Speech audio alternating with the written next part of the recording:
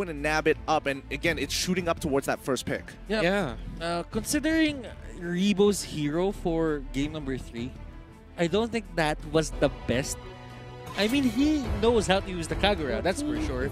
But there are a lot more mages that could be utilized for Rebo.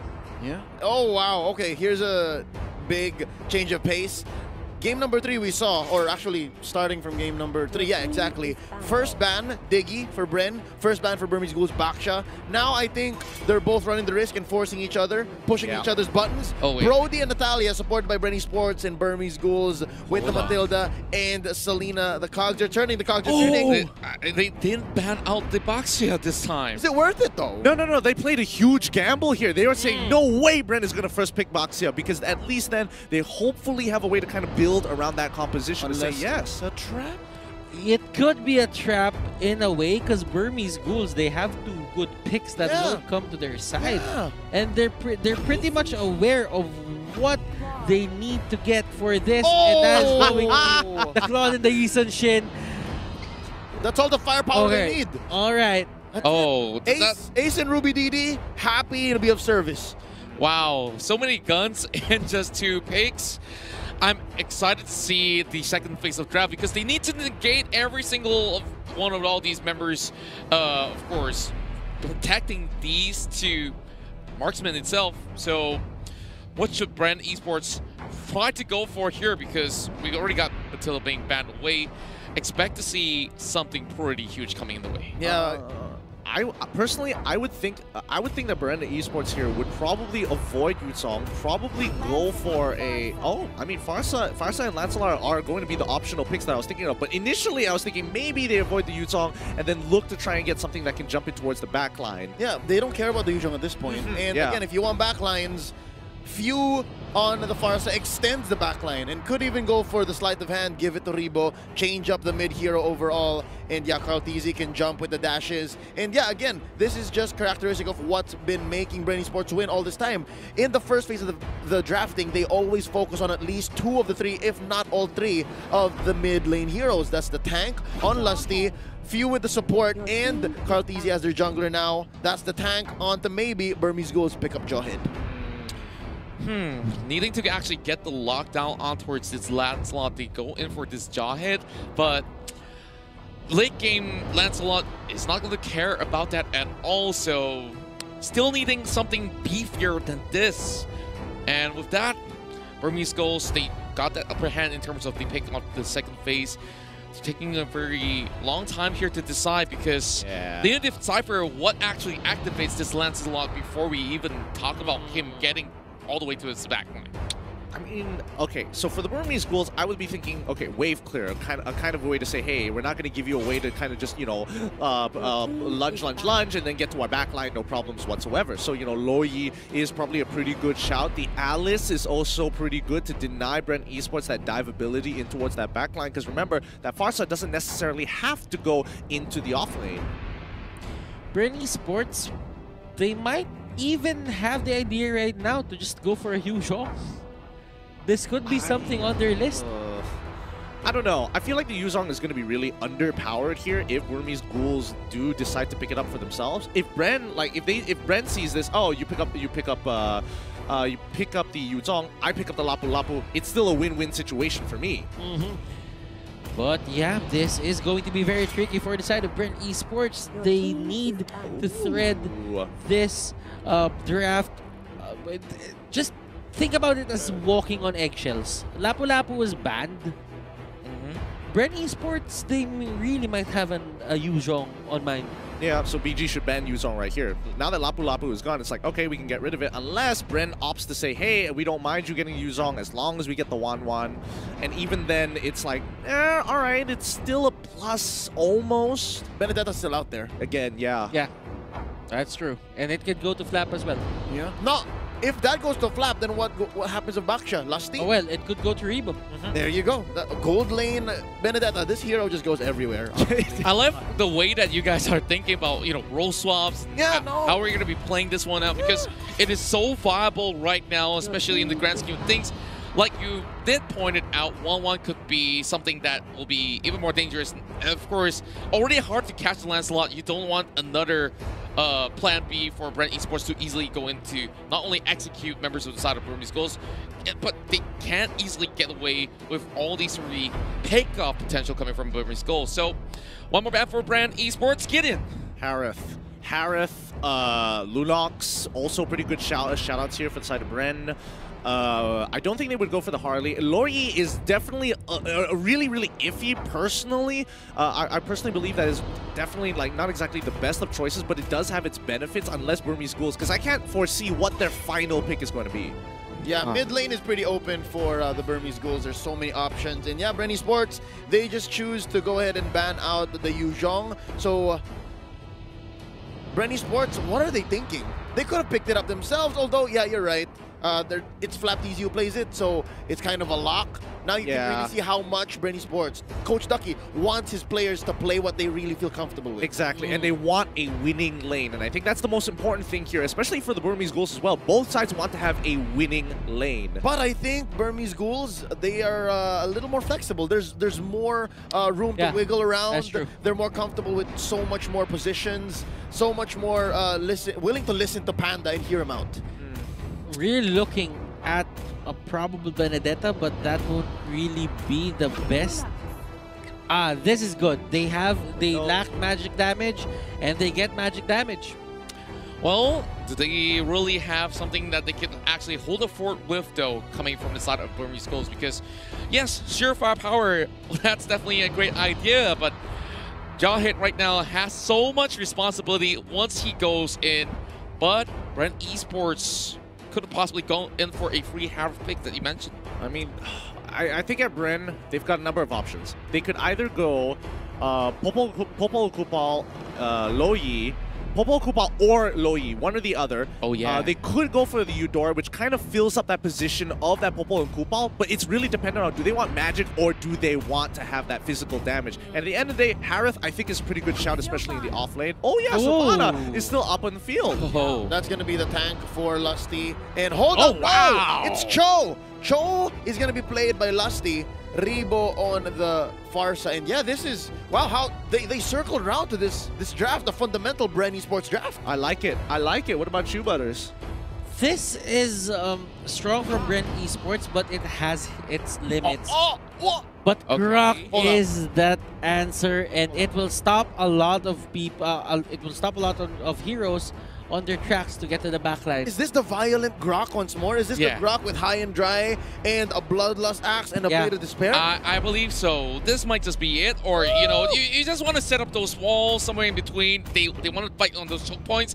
Yeah, let me cut your team into two and I deal with one thing at a time. I think it's going to be a 1-2-2 composition, to be fair here. I do think that the Grok is going to be roaming in between mid and the gold lane just to kind of clear it up to allow space for Yi Shin as well as the Lunox, both of which don't exactly do wave clear that great until the later stages of the game, especially for Yi Shin. But overall, I think this is going to be a tough one. It's going to be a real tough one for either side. Yeah, just looking at how this is going here, Burmese Ghouls trying to actually equalize the score to 2-2, but Bren Esports, I really do love the draft, and great shows honestly never go out of style. From M1 all the way up to its M2, you still see it in the grand finals. Moving in towards the land of Don here, back towards the caster's desk, and we will be moving in for game number 5. And a lot of things ride on Few and Lusty's back. They have to set them kills for Carl and just let Carl do the work when he gets the items. Let's look at the lane priority here, because again, the lane assignment, sorry. As we see Grok up into the top line going up against that far side, and we can see Lusty already trying to disrupt that purple buff as much as it can, but again, Retribution still too powerful of a spell. And he did try. If he would have picked that up, that would hurt Burmese Ghouls a lot, but it was still a flicker spent for Bren Esports. Yep, and that's something Burmese Ghouls will definitely remember. They'll say, okay, we know that at least for 2 minutes from now, Lusty doesn't have a flicker. So yeah, when this first turtle comes up online, then that's one less catch. You're looking nervous there, Leo. What's going on, man? I'm just wondering what this Grok is going to be like. Again, seeing that it's on Ruby DD. It's the high and dry. It's the one that deals a lot of damage. It's the one that wins duels. And I love how high And right? high risk lineups like this are able to just swing the metagame, and this is what Burmese Ghouls needed. This is the kind of lineup that just makes Bren Esports think like, okay, I haven't seen this much in scrims, it hasn't performed much in professional scenes, and this is the kind of specific answer you need to be able to get these series wins. And OD using the battle mirror image against Flapteasy down in the side lane here, the EXP lane, and grabbing him. Hold up, interesting use. Interesting decision to put the Claude in the XP lane. Yep, they want the Claude to get the level 4 first. I think that's also kind of interesting as well, considering what the matchup is going to be like here. But notice the way that they're rotating, putting a little less priority over the mid lane once you have Lunox starting to get, once Lunox does hit that level 4. So, again, it's going to be a different set of lanes here for the Burmese Ghouls to kind of adapt and try to be efficient with their power level spikes. Bren Esports, they have been beaten by Burmese Ghouls with this Lancelot pick. Flapteasy trying to go for maybe. Does maybe have the flicker? Yes, he does. Poisson's here by Flapteasy, not going to be putting a beat on anyone. Nice flicker in. That's going to be 2 knocked up. And Flapteasy pulls the double. That's first blood. Make it a triple. They trade out Flapteasy and Few, but is it going to be worth it? Because Carlteasy's still alive. Phantom Execution keeps him alive. And there's a triple for the Prodigy. The turtle still stands. It's only D here up in his own lane. Man, I think Burmese Ghouls made the right call in saying, okay, you farm up, man, because this is the hot zone down here. Yeah, that was huge for the side of Bren Esports, and D's going to be using his Blazing Duet to clear the waves really, really fast and maximize EXP. But you gotta give it to Kaltisi, and as well as Lusty, that 3-man G Kundo literally enabled Kaltisi to get so far ahead. And Lusty, that's going to be a trade-off. Hold up, Lusty pulling a Leo Burby himself. That's going to be maybe blasted down. Another for Carlteasy. Thank you so much, Few, for pinning him down. why are you thanking the player? No, I mean, no, it's the player who said thank you. Oh, okay, all right, I got ya.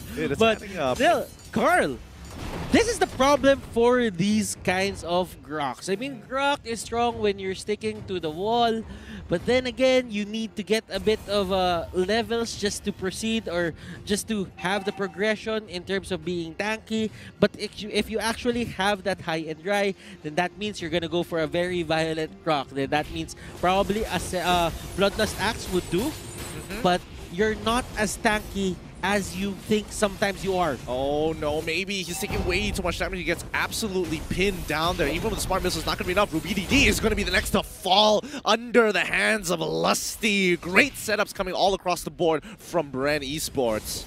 And Carlteasy here just showing us, if you shut down this Lancelot pick when we first met, this is a new Lancelot special that I'm bringing to you guys right now. Interesting clash there as now Bren Esports opens up this bottom lane. It's going to be Kid. Oh, knocked up with the Way of the Dragon here by Lusty. And he's going to be able to dash out maybe and D, lacking damage still. I think I know what's going on now with this RubyDD Grok. He's expecting that it was Bren going to be taking it slow, but so far Bren have been answering back with 2 or 3 people. Oh! I don't do much now. Look at this. Kaltisi gets caught in. Oh! D is dealing a lot of damage. That's already the Blazing Duet with a few stacks, pushing back Kaltisi and the rest of Bren Esports. So far, 8-2. Less than 2,000 in the lead is Bren, and we're sitting at 5 minutes waiting for another Lord about a minute away. I gotta give it to Maybe there. He stopped Carlteasy to getting the Phantom Execution over the wall, and that would have been so huge for Bren if Carlteasy was able to get that double kill there, but he's gonna do it one more time on top of D. He jumps away. He's so brave, Carlteasy, using the brush to try and pick off that Claude. And as you can see, the intensity right now, ladies and gentlemen, on the stage, they're just screaming their lungs off. Oh boy, it's only going to get more intense from here. Bren getting some good timers here, and now they want to punish Kid. He goes for the Brilliance, tries to close the distance, but it ain't going to be enough when they're going to get stopped in their tracks with the Phantom Execution of the Toys Poissons to completely cut them off from that reinforcement. Imperial Justice landing in RubyDD. He's going to say nope, but going to use his Power of Nature to kind of walk away here and absorb all of the damage. But at the end of the day, the Way of the Dragon is still back up, and they get bot tier 1. And D going for that mid lane turret. They will get it, but they had to put 3 people on it just to get it. I mean, Bren Esports, in terms of turrets, they're equal. Bren Esports is not getting a lot of objectives. Oh, It's yeah. just that they have more control over the turtles. Yeah, and they have more turtles, and right now, Lusty gonna get blasted out, and I think that's counting ults. That's none on Burmese Ghouls. So yeah, definitely uptime on Bren Esports now. It's on their side, and the third turtle, 100% take rate. Butters, this is what you were talking about, right? Same turret count, but when it comes to turtles, Carltese just always online. I guess this is what you get when you're trying to farm up on so many different heroes. But Burmese Ghouls, they do have time on their side. That's one of the things that they have, scaling. That's true. I mean, how long can you do this for? Because eventually it's going to be the end game mechanic that Bren is looking for, and that is... Wait, hold on. Something's going up onto the top side. Ooh, D actually surviving with literally 1% of life left. It looks like Bren still putting more gasoline on this fire. But look at this, onto the middle lane. There is a fight happening. Oh yeah, it's gonna be popping up even up top, so I guess we'll pick one of them. That's gonna be off of Kid, and up top it's Carltese. Maybe he wants to go ahead and flicker out, hide into the bush. That's going to be the Thorned Rose saving Look at Lusty. Carltese a little bit. Oh, Lusty's waiting. Lusty's waiting. gonna do it again. Oh, underneath, that's gonna be the Thorned Rose one more time. Maybe gets it. Imperial Justice pins down Ruby Didi, but he's A-okay. Charging up the clothesline from hell to clear out this way, but there's 4 members. Wave the Dragon by Lusty, and that's gonna be one taken out alongside the turret. Oh my goodness. Literally one of the more beautiful dives I've ever seen coming out of Bren Esports. The perfect juggle of aggro, the turret aggro coming in from Flapteasy, and as well as Few. Hats off to them. That was so clean. And you can see here Few just staying there near that orange buff. They're baiting it so that they see Ace. And look at this. Oh, the orange buff invade has turned into a full-on fight. Feathered airstrike here by Rebo, and now Ace wants to find some prey. Kid getting blasted down. Few gets him, but they trade out. Maybe gets the kill, 1-for-1 currently. Nice ejector to save D, and Ruby DD wants to go clear the waves. Flapteasy maintaining the pressure. That's gonna be the disengage. Hold up! No, D wants more. Flapteasy rolling out. Okay, Turtle is definitely positioned onto the side of Burmese Ghouls. They have the key points into the map, and Guard doesn't care!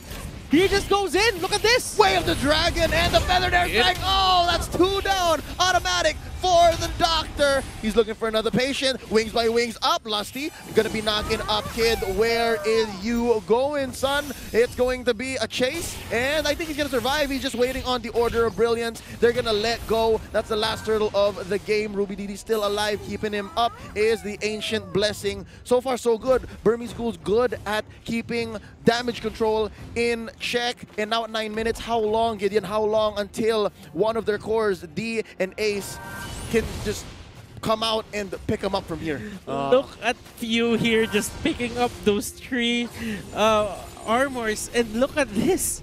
They're just casually getting it just because a lot of the items here from beside are physical damage, and look at this. Ace going in, he gets the kill. Carl will be the first pickup, and Bren Esports, they might bow out of their first fight, but Flap still regening. I was gonna say that might have been the first plot twist, but Flap surviving. Gideon. Yeah, Flap surviving, rather interesting. It does show that he has a lot of tankiness built into his kit, which is definitely something notable. However, the Burmese Ghouls, they actually won the fight, which is rather surprising. They managed to catch out Carltese and shutting him down for some huge, huge gold. But at the end of the day, it's all about that scaling. Burmese Ghouls, if this is the best that they can muster, they're going to have to make it work. Yeah, at some point, those casual armors are going to be expiring, and now Rebo gets picked off from the backline. Flapteasy running for his life. He's going to roll out, and that's going to be an ejector onto Few, plus the Imperial Justice keeping him alive, and now D taking his best here, doing his best to deal damage and back out. So far, so good. Another pick off by Burmese Ghouls. Oh my goodness. Oh! Wow, Mount Shocker keeping them in place. Can Ruby DD come in with a wild charge? It is off of cooldown. They go for the conversion.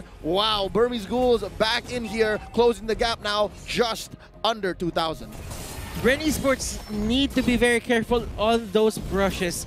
Bren Esports rather.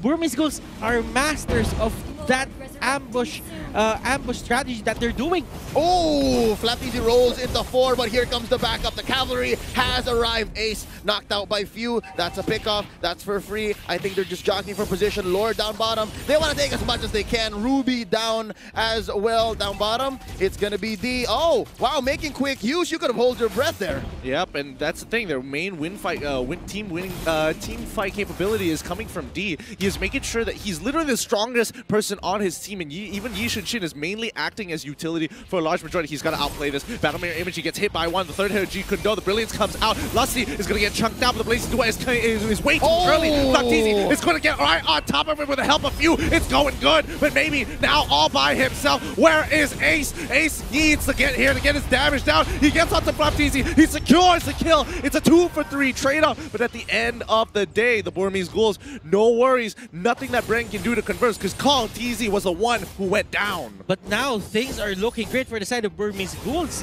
Their Claude has items. Yeah, all the more this becomes interesting. Ace here now picks up his endless battle. We're seeing a very, very small gold gap. Barely 1,000, right? As the minute goes by, let's check out the items here. Okay, so that is going to be a Blade of Despair and an Endless Battle for Ace.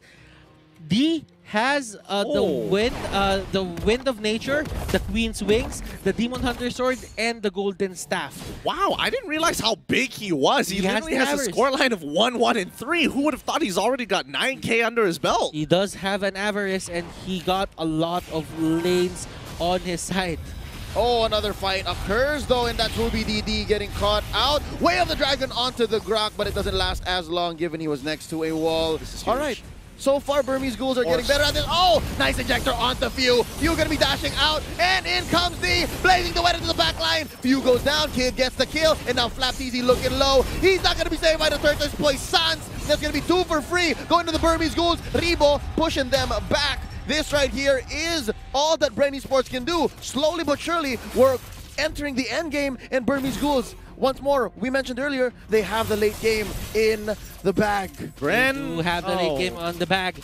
But Bren Esports, can they hold on? Now, the pressure goes back to their side. Yeah, I mean, Bren messed up there. They wasted 5 ultimates just to get a Grok, and they didn't even successfully do it. Burmese Ghouls pull the trigger, and that's what they want to do. Waste the ultimates from Bren and get a free fight as they do it again once more. They're trying to bait Bren into something they don't want to take.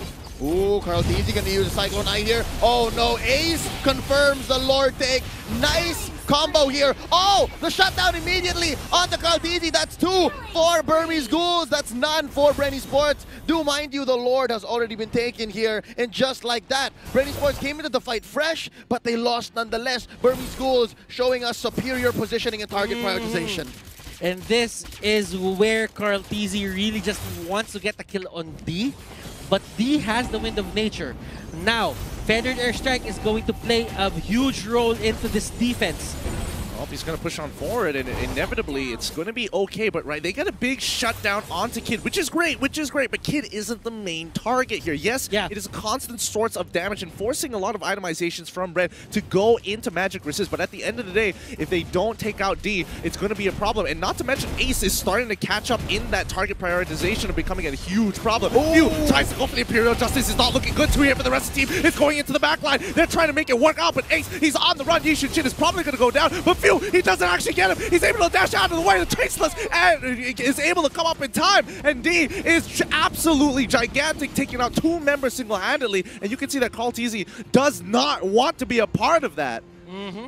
And this is Bren Esports. They're playing as individuals right now. Burmese Ghouls. This is the superior team fight, superior macro play that we expected from them since game number 1. So far, so good here. Bren Esports, until that Lord take, it's been their game. But right now, Burmese Ghouls, they put Bren Esports into a position where if you get frustrated, you're going to lose. And I think that's what Bren is. They are frustrated, You can see it. You saw how much Few went for the chase, and there was no chance. It was 4 members of Burmese Ghouls there hiding in the bush, even if there were only 3 and the rest were putting down pressure elsewhere. Oh, Bren Esports, they really dropped the ball on this one currently. Down 4 turrets, down a Lord, behind about 7,000 gold.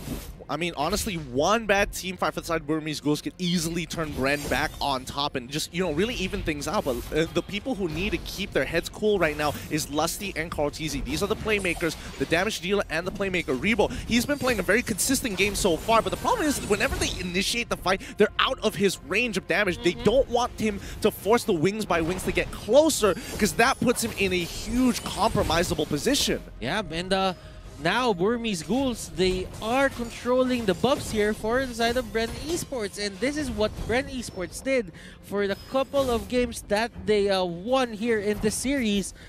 Burmese Ghouls, slowly but surely, just walking up to their base. They're not forcing anything. They're waiting for Bren Esports to be a bit impatient. Somebody's going to have to make a mistake here. It's either Bren or the Burmese Ghouls. And Bren definitely, after making a couple of those, they've realized, all right, we've made too many. We've kind of lost the lead. We've kind of, you know, put too much slack on this leash. And Burmese Ghouls, they are just waiting for this Lord. In the next 50 seconds or so, if somebody is going to get caught, it's not going to matter too much unless it starts happening right now at the 40-second mark where the death timers, you won't be able to reach the Lord in time after respawn. Yeah, no kill here is free. No kill is free. All right, Few here picks up the glowing wand. Now they can confirm more kills. Maybe. I think maybe is the only one who can really afford to die given the pull yourself together. And look at this, a silent war between tanks. Agreed, but again, you don't want to be the first one who dies. Few, he walks up because he knows, okay, at the end of the day, I can kind of get out. I have mechanics to do that, and it covers a lot of distance. But you can see that Lusty, he is hesitant. He's walking up and he's like, no, I don't want to be the one who goes down because he is so important to the team. That Wave the Dragon is going to be a make it or break it. Look at this turtle. Look at this Lord, rather. Yep. There's the Luminous Lord. He's up. Karltzy picks up an immortality. Now the fight is broken down. Flapteasy, Puissance after the ejector. We're taking it slow because I know that both teams don't want to pull the trigger here willy-nilly. This is going to matter. Whoever gets out of this, whether by a big margin or by a very small trade. Oh, hold up. He gets caught by the Imperial Justice. That's going to be the starting punch here from Bren Esports. And they burst down one. That's going to be Rebo taken out. They're not looking for anything else. A trade. Where do you find it? Few going to be flickering out. They've already split the pie here, and now Flapteasy destroyed by maybe 2 for none so far, and Few is scared of Ruby DD. This is where Ruby DD wants you. Few forced out of his base. He cannot join the defense. Ruby DD doesn't want to take him down here as much as possible. He just wants to not see him recall back to base. Oh, that's going to be the immortality pop onto Karltzy. No! Not even the time execution or the Thorn Rose will save you, ladies and gentlemen. Lusty is the last to go, and that's going to be Burmese Ghouls taking game number 4. Oh my goodness, thank God that this is a best of 7, because this really is a great adaptation, and overall the Burmese Ghouls managing to punch back, and they need that momentum back. Bren, they need to get that momentum, because once you see them run out of gas here, the Burmese Ghouls, they start sniffing out, and they will brick wall you until you just kill yourself of frustration. Burmese Ghouls have proof that this is a marathon, and now, of course, going for that reset, both sides 2-2. And still, we need 2 more games on either side to claim that championship title, but this game to a macro level. Yep. So they just split the map, cleared out the side lanes, take those turrets, and let Bren Esports group up as 4. Yes, Bren Esports were winning those fights when they were going 4 versus 2 or 4 versus 3. But the fact of the matter is, this guy, the MVP, was farming all along. Yeah, D did so well with the club with a KDA of 219. Not the highest level of kills,